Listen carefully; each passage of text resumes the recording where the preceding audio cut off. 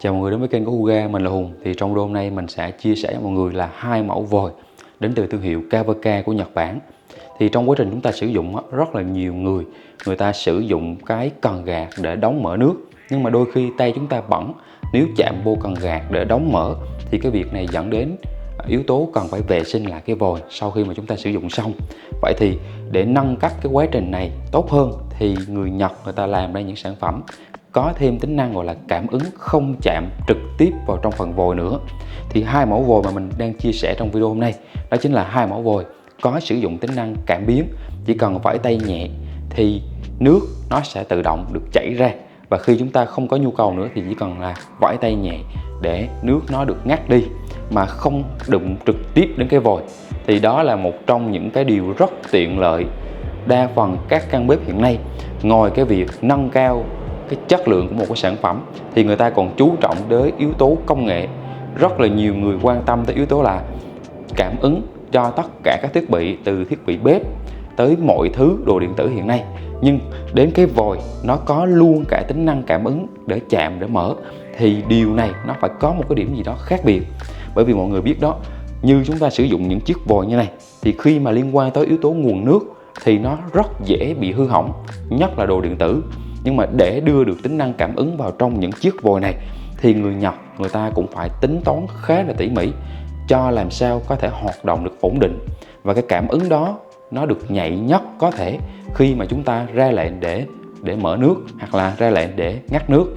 Rồi, thì hai mẫu vòi hôm nay mình muốn chia sẻ đó chính là gì ạ? Một là một cái mẫu vòi cần ngang. Cần ngang thì nếu mọi người để ý trong video kênh của mình á, thì rất là nhiều những cái mẫu vòi có kiểu dáng như này được mình chia sẻ. Mình nhớ không lầm là khoảng tầm 8 đến 10 video nói về chiếc vòi có kiểu dáng như thế này. Nhưng hôm nay tiếp tục vẫn là cái kiểu dáng này, nhưng mà có thêm tính năng gọi là cảm ứng. Cái mã của chiếc vòi này là Kawaka KM6111EC. Đấy, thì nó được mang trên mình đó là gì ạ?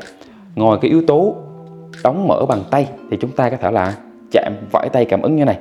Thì cái quá trình hoạt động của nó sẽ như thế nào để mình sẽ chia sẻ sơ bộ cho mọi người hiểu nha. Thứ nhất là nó có hai đường nước, một là đường nước lạnh, hai là đường nước nóng, và thứ ba là cái đường nước để chúng ta có thể là rút doi ra để di chuyển cái bán kính của nó là 160 độ quanh cái vị trí của khu vực chậu rửa. Tiếp đến thì để sử dụng được tính năng gọi là cảm ứng này, mình hay gọi con này là sensor, con cảm ứng vẫy tay như này, thì đương nhiên nó sẽ có một cái nguồn điện để cung cấp cho nó để hoạt động. Thì đây là vị trí cấp nguồn điện và cấp tín hiệu cho nó. Thì nguồn điện nó sử dụng là gì ạ? Nguồn điện 12V. 12V, nhưng mà đây là chiếc vòi được sản xuất tại Nhật nên người ta đi cùng với nó là một cái cục cấp nguồn 110 chuyển đổi qua thành 12V. Đấy, đưa vào Việt Nam thì chúng ta sẽ có bổ sung thêm một cái cục gọi là cục chuyển đổi từ 220 sang 110. Cái việc này thì mọi người không hề lo lắng nha, nó đã đi cùng sẵn với nó là đầy đủ những cái cục nguồn để chuyển đổi rồi.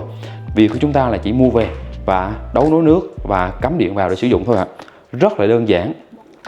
Thì để cho cái yếu tố cảm ứng này nó được hoạt động bền bỉ thì cái con cảm ứng này được người Nhật làm rất kỹ lưỡng, hoạt động được trong môi trường ẩm ướt với thời gian rất dài đó. Và một điểm hay nữa là về một chiếc vòi nguyên bản như này, nếu như trong quá trình hoạt động có những cái rủi ro nhỏ gì đó thì tất cả các bộ phận linh kiện đều có thể là tháo rời và có thể cung cấp rời cho chúng ta được. Đó là một điểm rất là hay. Thì mình nói luôn về chiếc vòi này một xí. Về chiếc vòi này mình cảm thấy tâm đắc là gì ạ? Thứ nhất là cái cần của nó là cần ngang. Cái phạm vi, cái khoảng hở của nó tiếp xúc với phần đáy chậu khá là lớn để cho bán kính thao tác của chúng ta được thoải mái. Thì khi mà chúng ta sử dụng lên xuống như này thì mọi người có thể xoay trái hoặc phải. Nhưng mà cái đầu của nó có một điểm linh hoạt, đó là có thể xoay được như này. Đây mọi người thấy này. Đó, cái bán kính của nó về góc độ xịt nước của nó thì cực kỳ mạnh mẽ.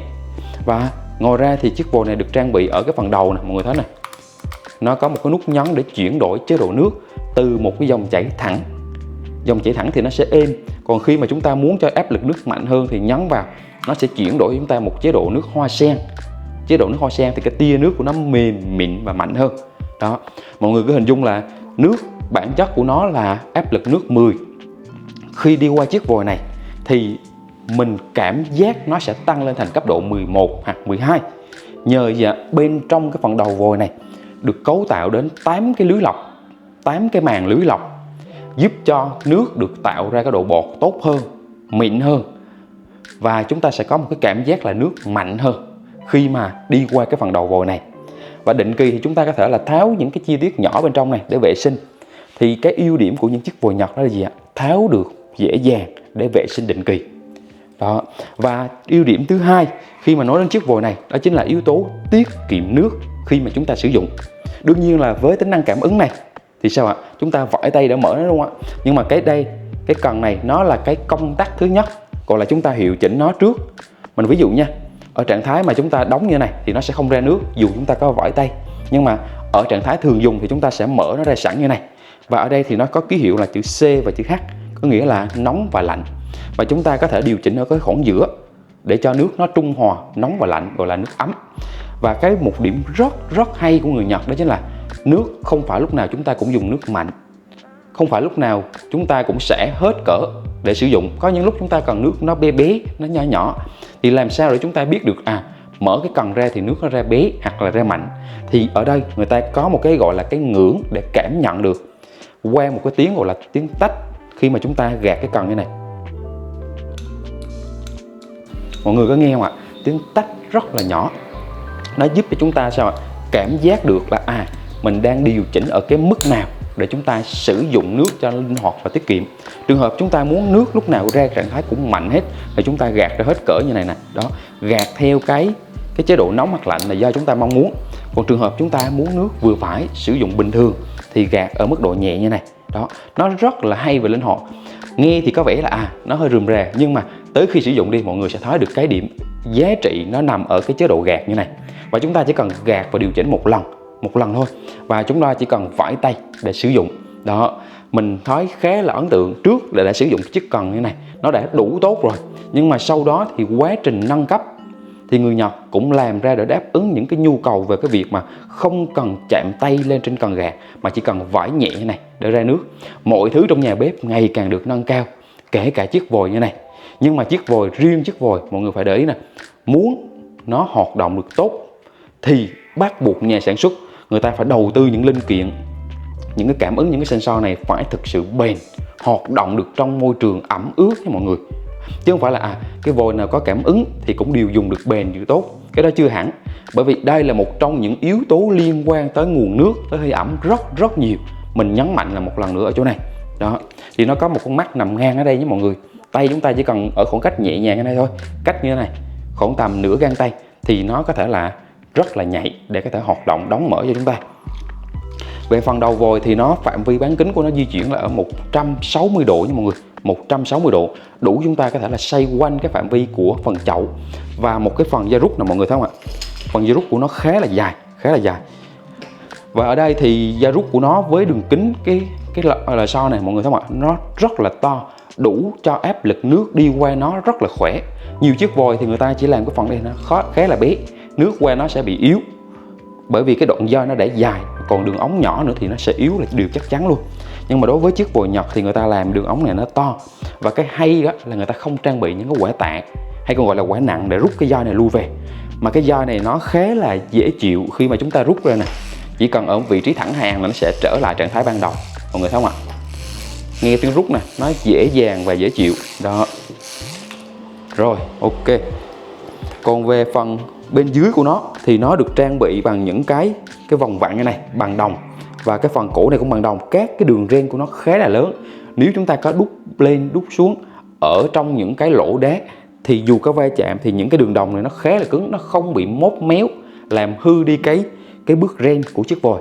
Điểm này rất tinh tế nha. Còn về các phần bên trên như là vòng su nè hay là vòng đệm nè thì nó đều được trang bị đầy đủ như những chiếc vòi cơ bản. Rồi tiếp đến phần bên dưới thì nó nếu như không có phần cảm ứng thì nó sẽ không có cái đoạn vị trí này. Nhưng mà nếu như có vị trí cảm ứng thì nó sẽ được trang bị thêm một cái đầu này để kết nối vào cái đây. Cái này dường như là nó là một cái van điện từ để đóng mở nước nha mọi người. Một cái van điện từ sẽ được đấu nối như này đây. Đó, gắn vào. Mọi người thấy không ạ? Thì từ đó thì chúng ta cấp nối phần này cho phần nguồn. Đây. Các cái dây này được đấu nối với nhau thì mọi người thấy không? Nó rất là dễ dàng để có thể lắp đặt được. Nhiều người lo lắng là cái cảm biến này sử dụng rồi nó hư thì sao? Thì mình nói rồi đó, đồ Nhật người ta chú trọng đến cái yếu tố độ bền và chất lượng sử dụng. Thì để làm ra được chiếc vòi này thì cái yếu tố đầu tiên là phải bền. Bền thì mới dùng được, bền và trải nghiệm tốt. Rồi, còn về phần đấu nối thì đó, hai cái dây này thì chúng ta sẽ cho vào vị trí nước nóng và nước lạnh nha mọi người. Nước nóng và nước lạnh. Thì đây là những cái đầu tháo lắp nhanh của nó. Đây là những đầu tháo lắp nhanh. Bên trong những cái đầu này thì nó có một cái van một chiều rất là tinh tế. Nước nó chỉ có thể chảy qua, không thể chảy ngược lại. Đó, một điểm mà mọi người phải để ý nè. Dù là những cái cục đồng tháo lắp nhanh nhưng nó vẫn được trang bị những chiếc van một chiều. Đây chúng ta chỉ cần thấy nè, nó có sẵn những cái đầu rong su nè, cầm như này và chúng ta chỉ cần là nhấn tay nhẹ để kết nối. Đương nhiên nó vẫn còn những cái chốt như này mọi người thấy không ạ? Nó có những cái phần chốt như này để chúng ta gắn vào, buộc nó vào. Thì tất cả những chiếc này đều có thể gắn vào một cách dễ dàng và tháo ra rất đơn giản nha mọi người. Đây mọi người thấy không ạ? Tất cả đều là những chi tiết tháo lắp nhanh, giúp cho người thợ đấu nối một cách nhanh chóng và dễ dàng xử lý tình huống. Đấy, thì người ta chỉ cần là ký hiệu trên đây là màu đỏ và màu xanh để chúng ta biết là đường nước nóng và nước lạnh nó lên như thế nào. Phân biệt rất dễ. Và cái hay nữa là gì? Nó có một cái vị trí nhựa như này. Vị trí nhựa này nó sẽ được đấu nối ở vị trí giữa này, giúp cho tách bạch hai cái đường dây này ra. Và trong quá trình chúng ta rút lên rút xuống thì nó không bị vướng. Đó, nên đây là những chi tiết rất nhỏ nhưng giúp cho chiếc vòi được hoạt động ổn định, thao tác dễ dàng và không bị vướng víu. Thì về chiếc vòi cần ngang này thì nó cũng tương tự như chiếc vòi bằng cơ bình thường. Và hiện nay thì chiếc vòi này KM6111 này thì nó trang bị thêm tính năng cảm ứng hiện đại hơn, giúp cho những ai mà yêu thích công nghệ gọi là có tài chính tốt hơn thì chúng ta đầu tư chiếc vòi này. Còn ngoài ra thì chiếc vòi như thế này, mã của nó là KM6101EC, với cần gạt bằng cơ thì nó đã đủ tốt rồi. Còn ai mà có tài chính tốt hơn thì chúng ta nâng cấp được lên phiên bản này thì nó rất tuyệt vời. Và đó, nó chỉ có một số cái điểm khác biệt hơn là thứ nhất là về những cái chi tiết liên quan tới nguồn thôi. Phần nguồn nè, phần van điện từ nè. Còn lại thì những chi tiết còn lại thì tương tự như chiếc vòi mà thao tác gạt bằng cần cơ. Tiếp đến là một chiếc vòi với mã là KM6071EC. Đây mọi người thấy không ạ? Đây là chiếc vòi cổ cao. Mình cũng đã có những cái video chia sẻ về chiếc vòi này rồi. Thì có nhiều người ta nhìn vào góc độ thẩm mỹ thì người ta sẽ thích ngay chiếc vòi cổ cao này. Đó, nhìn gắn vô trong một chiếc chậu hình chữ nhật nó rất là sang nha mọi người. Cực kỳ sang. Và lần đầu tiên mà nếu ai nhìn vào chiếc vòi ngang và chiếc vòi cổ cao này thì người ta sẽ thích ngay chiếc vòi cổ cao này. Bởi vì cái ưu điểm của nó là gì ạ? Nhìn vào nó sẽ thánh thoát và nó sẽ sang trọng cho cái căn bếp. Nó là cái điểm nhấn vô cùng lớn về mặt thẩm mỹ. Thì bản thân mình thấy một điều là gì ạ? Về cái phần thân từ đoạn này đi xuống đến phần cần gạt thì nó khá là giống với chiếc vòi cần ngang kia. Tất cả đều giống nhau hết hoàn toàn. Rồi, còn về phần này thì nó sẽ là cấu tạo một cái vòm, cái cổ như thế này. Mọi người thấy không ạ? Như cái cổ ngỗng đó, lên trên như này. Ở đây thì nó sử dụng cái cơ chế rút khác.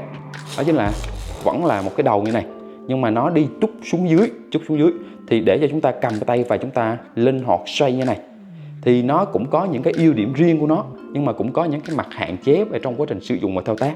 Mình ví dụ như là mình ở phạm vi bên trái thì cái vòi này nó không thể chích hướng qua bên trái được, thì đó là một cái điểm hạn chế. Nhưng bù lại thì giúp cho người dùng người ta cầm nắm nè, cái đầu nó xoay được linh hoạt này. Đấy, chúng ta phải tác động nó vào. Và chuyển nước ở đây thì nó không phải là nhấn bằng cái nút nhấn trên đầu nữa, mà nó sẽ có một cái nút y như một cái công tắc. Đó mọi người thấy không ạ? Y như một cái công tắc của cái bóng đèn để chúng ta chạm vào đây để chuyển chế độ nước. Còn về cái tính năng cảm ứng thì sao ạ?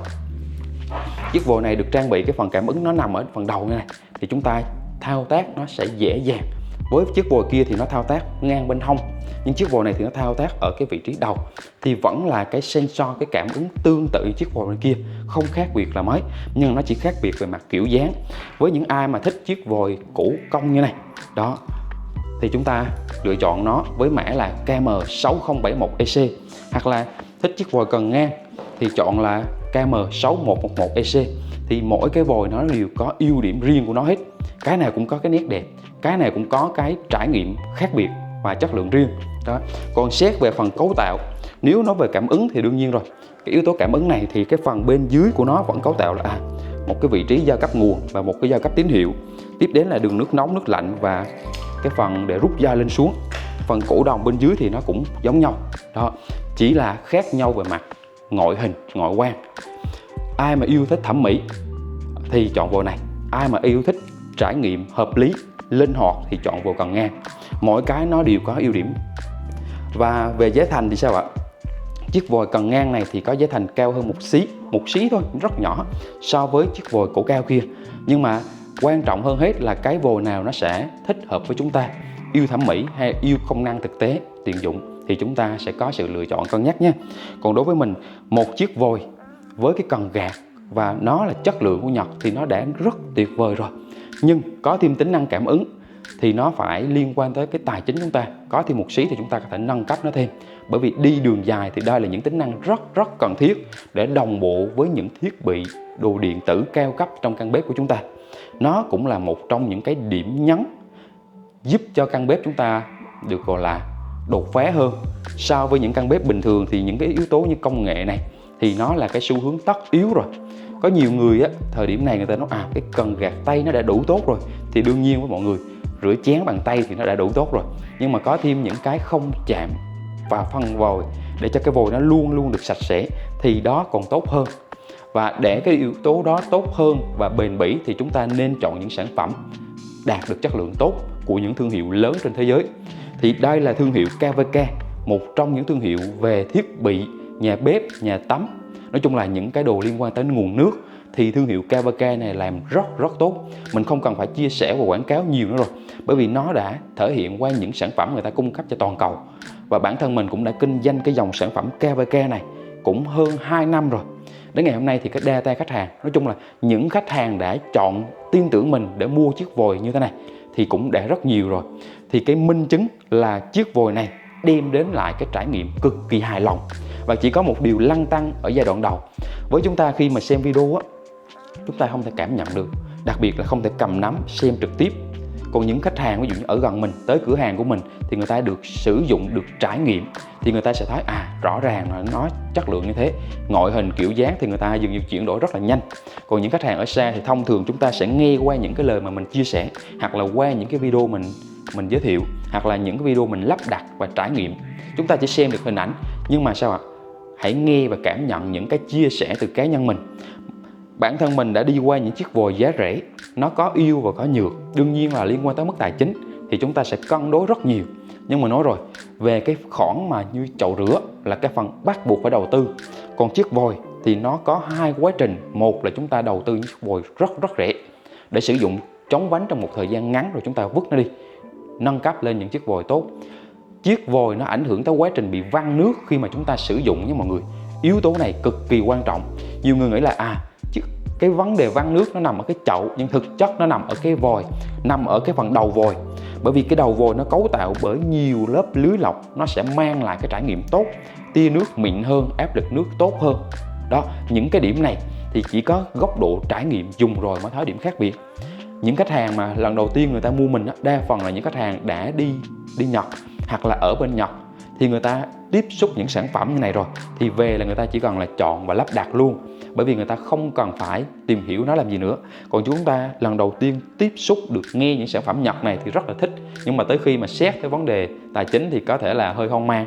Nhưng mà tin mình đi, những sản phẩm này nếu đã sắm và đầu tư thì không bao giờ suy nghĩ tới nó nữa, và nó trở thành một trong những cái điểm tự hào nhất khi mà chúng ta bước vào trong căn bếp. Bản thân mình cũng đã sử dụng nó thực tế rồi. Đây mọi người có thể thấy nè, mình lắp sẵn những chiếc vòi của hãng KVK. Đây là những chiếc vòi không phải cảm ứng nha mọi người, mà là những chiếc vòi cần cơ. Thì nó cũng đã cung cấp rất nhiều khách hàng, người ta đã đem, nói chung là đã mang lại cái sự hài lòng cho khách hàng lựa chọn rồi. Thì hôm nay mình có chia sẻ thêm, gọi là những chiếc vòi có thêm tính năng cảm ứng. Ví dụ như chiếc vòi cổ cao này, đấy thì vẫy tay phía trước thì nước nó chảy ra, không cần phải gạt cái cần gạt nữa. Hoặc là chiếc vòi này thì vẫy tay ngang bên hông thì nước nó chảy ra. Thậm chí là chiếc vòi này nó vẫn có tính năng cảm ứng nha mọi người, nhưng mà mình sẽ update hai cái dòng này trước. Ví dụ như chiếc vòi này là 6061, nó là cần cơ. Chiếc vòi này là 6101. Còn hai chiếc vòi như mình nói đó là 6111EC và KM6071EC. Thì nghe cái mã thì chúng ta không mang đúng không ạ? Nhưng mà nhấp xuống đường link bên dưới, trang web mình có ghi rõ, phân rõ từng cái loại sản phẩm, mã số của sản phẩm, giá thành của sản phẩm đều được mình công khai trên đó. Nhưng mà đây là thời điểm, cái giá trong web đó có thể là thời điểm đó, nhưng mà nếu chúng ta liên hệ mình trực tiếp thì nó sẽ có một cái mức linh hoạt hơn. Đấy, chẳng hạn như thế, để chúng ta hiểu rõ được những sản phẩm này giá thành nó như thế, chất lượng nó như thế, nhưng mà rất cần đó chính là cái người để người ta tư vấn được, hiểu rõ sản phẩm để hỗ trợ chúng ta khi mà chúng ta lắp đặt đấu nối, và thậm chí là sử dụng một thời gian dài thì cần cái người đó người ta đồng hành và người ta kinh doanh dài hạn để có thể hỗ trợ chúng ta thay thế, nâng cấp được linh kiện. Thì đó là cái điều mình có thể cam kết và đồng hành được với những khách hàng mà mình đã từng cung cấp sản phẩm. Thì đó, 2 chiếc vòi mà trong video hôm nay mình chia sẻ là 2 chiếc vòi có tính năng cảm ứng. Mọi người nhớ nha, có tính năng cảm ứng cao cấp nhất hiện nay của hãng KVK, đem lại cái trải nghiệm sử dụng cực kỳ tuyệt vời cho người dùng. Mọi người thấy đó, 2 cái phần cảm ứng được nằm trên phần thân và phần đầu vòi để chúng ta lựa chọn nhé. Còn về phần thân dưới thì nó tương tự như nhau. Còn về phần nguồn thì mình nói rồi đó, không cần lo lắng nữa. Về là chúng ta chỉ cần là cầm cục nguồn và đấu nối, nó đã đi kèm đầy đủ các bộ phận rồi. Còn quá trình lắp đặt thì có mình hỗ trợ, và thậm chí nó có những cái tư liệu hình ảnh, nhưng mà đa phần nó sẽ là tiếng Nhật với mọi người. Đây, bên trong ghi rất rõ, chúng ta có thể xem, và thậm chí mình có thể gửi những video tài liệu để chúng ta xem được rõ ràng hơn. Nên là yên tâm về cái khoản lắp đặt chiếc vòi này. Rồi, video này cũng khá là dài rồi. Cảm ơn tất cả mọi người đã xem hết video. Hy vọng rằng nó sẽ đem đến một cái sản phẩm, một cái góc nhìn mới cho chúng ta lựa chọn. Nói chung thì có nhiều sản phẩm thì nó sẽ có đa dạng cái góc lựa chọn. Quan trọng là cái tài chính chúng ta phù hợp ở mức nào thì chúng ta sẽ cân nhắc lựa chọn ở mức đó. Còn video hôm nay đến đây là kết thúc. Cảm ơn tất cả mọi người nhé. Hẹn gặp lại mọi người ở những video chia sẻ về sản phẩm tiếp theo.